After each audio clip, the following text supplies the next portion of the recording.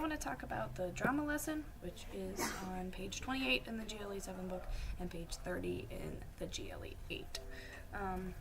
So drama, we have not read any plays yet this year, so I want to go over a few things just to preface that before you do this. So hopefully everybody's seen a play, read a play. A play is still going to be a story. It's going to have a full plot, just like the GLE 8 book goes over, as if it were a short story or a book. It's just going to do so in showing characters actually going through the motions and talking to each other, okay? So, when you read a play, the entire thing is dialogue, outside of stage direction. So, that being said, you're not going to see quotation marks when people are talking. You're just going to see their name. If there is parentheses next to it, it's going to explain what that actor needs to be doing while they are saying their line. Okay, so this example comes from, I think it's called Just Go For It in the GLE 8 book. This character started frowning in the last thing he says, and the stage direction tells him he still needs to continue frowning. So if we were to be performing this in class, you wouldn't say that part, right? You would just do it. So the big difference, obviously, is that the majority of a play is dialogue. The whole thing is outside of the stage direction, okay? So I want to go through a couple things. The first little bit of this is going to be mostly relevant to GLE 7, but it's still something that's going to come up in later lessons. So, if you turn to page 28, if you're in the GLE 7 book, actually 20 or 30, my bad.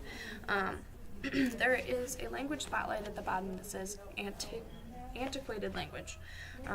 So antiquated, if you take that root word, it's antique. So this is language that is old. It's not necessarily used anymore. Just like you would go to an antique store and see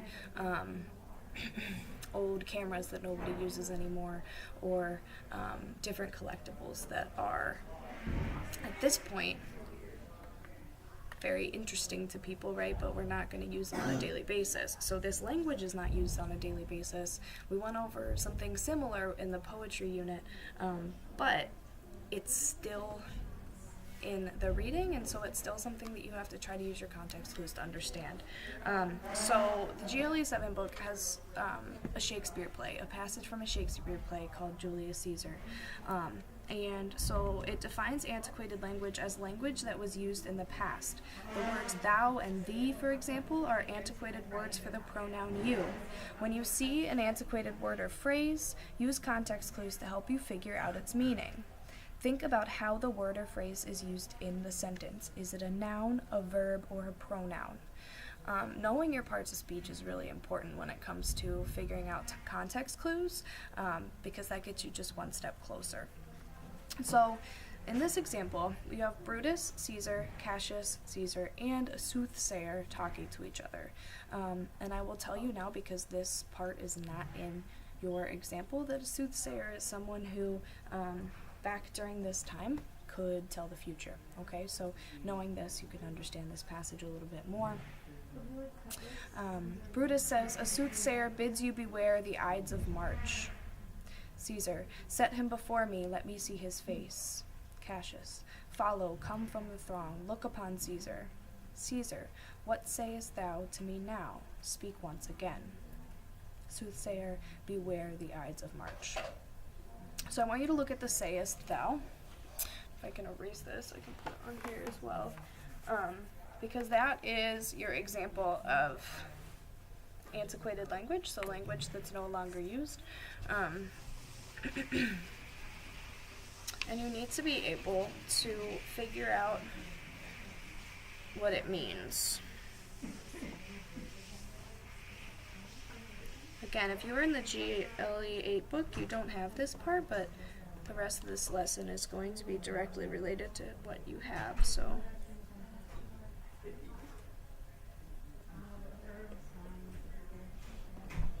So what sayest thou to me now? You were given the clue from your workbook that thou means you, okay? So they would use thou to mean you. So what sayest you to me now? Last lesson we also talked about flipping orders of words in order to understand things more. So this, if you flip the order of your verb and your noun, you can kind of translate it to what do you say to me now? What are you saying to me now? Okay?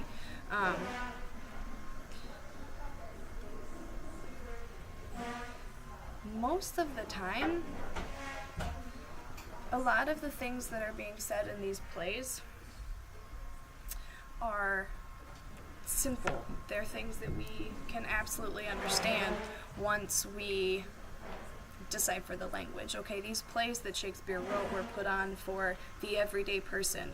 Most of the people in England back then that were watching these plays could not read or write, right? They were watching these plays to be entertained. So the language, even to us, seeming fancy and confusing, was really just how they spoke. And once we decipher this antiquated language, it's not anything that we wouldn't understand. It's just you have to go through the process of using your context clues, okay?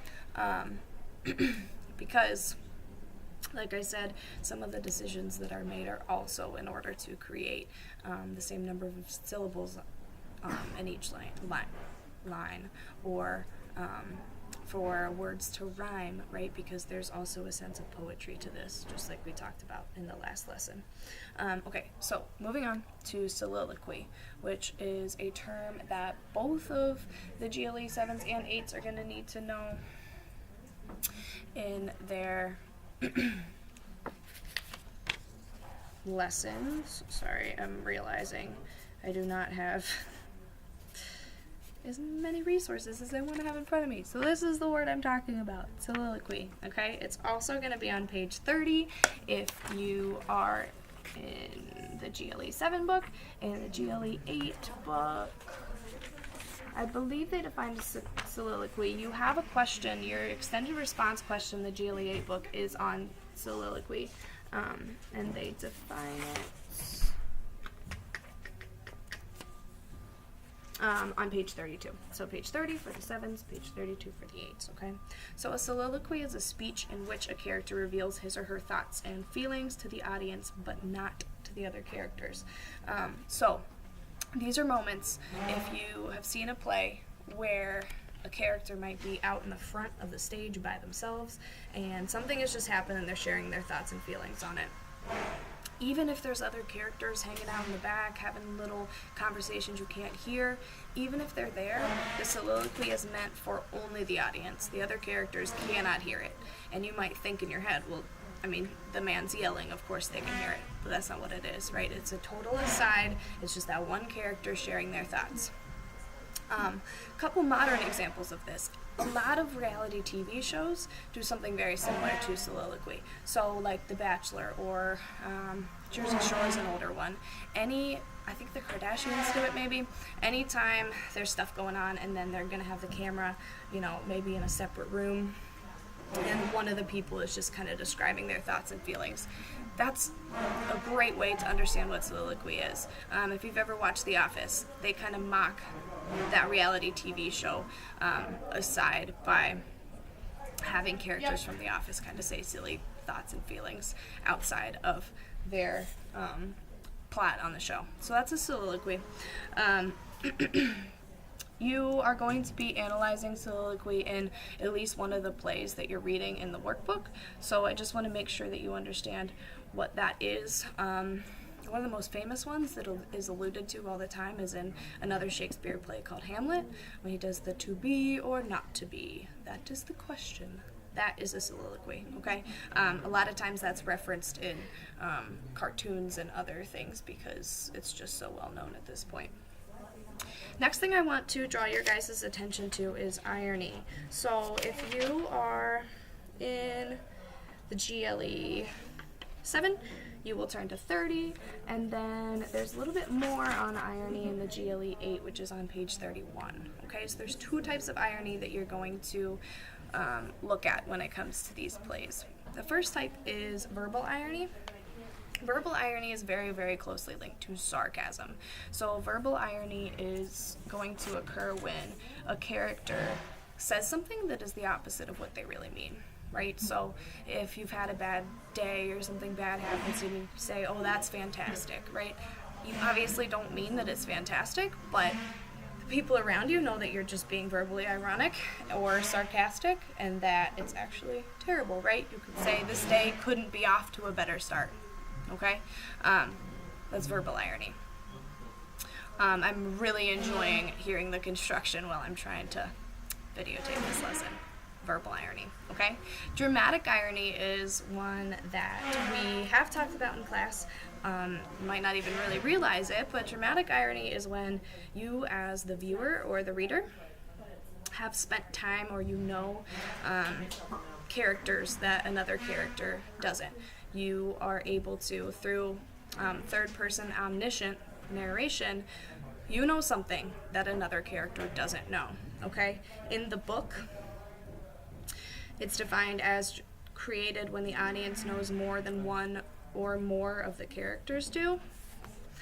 For GLE 8, it is defined as something that's created when the audience knows more than one or more of the characters. Suppose, for example, one character meets a neighbor's new baby while a second meets a neighbor's new puppy, and then they have that example.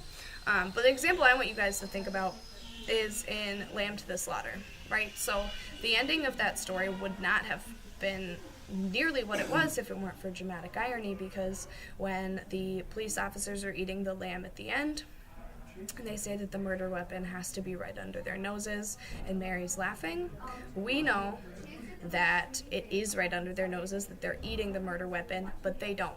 That's why it's humorous to us. That's why we are able to kind of laugh with her at the end and also wonder why she's laughing and is so crazy. But that's dramatic irony. Same thing if or when Snow White and the Seven Dwarfs is given the apple from that evil old woman. We know she's evil. We know she's trying to do something, but Snow White doesn't, right? We can't do anything to stop it, but that's dramatic irony. So look out for that as well. Let me see. Basically, I just want to make sure that as you guys are reading, you are looking at the headings and you're looking at the asides in parentheses, and you are really going through it in a very detailed fashion and not just skimming, because it's very important that you understand who's saying each part, and when it changes scenes, sometimes it might change setting. You definitely, absolutely, for example, in the GLE 8 book on page 37, Circle in the Field, there is an entire paragraph in parentheses that's setting the scene so that you know where these people are, okay? Because when you're reading a play, it's a lot more difficult to understand what's going on when you're just reading it, because it's made to be performed. You are made to see what they have done to create these settings and to create the stage direction, so you have to make sure that you're reading. It's just as important as the dialogue, okay? So it just reads a little bit more differently than a story does, so I just want to make sure that we are ready for that, okay? Continue working. Make sure you're consulting the suggested pace schedule that I posted on Jupiter. It has you go through 8 lessons by Friday. I will probably tweak that to either add more of this or something else, just depending on how quickly we're working, since we're not going to be back at school until next Thursday. So a week from this Thursday, it gives us a lot more time to work. So look out for that. Make sure you send me your essay if you need it. Your lesson 4 is analyzing literature. I'm not going to attach a lesson to that one because there's really not much more other than some of the things we've already gone over. So after Strand 1, will be after lesson 4. Do not do the review at the end. I want that to stay untouched because we might use it as an assessment tool later. And then you are going to start with strand 2, working with informational texts. The first lesson with that is articles. So with strand 2 is where my next set of videos will be.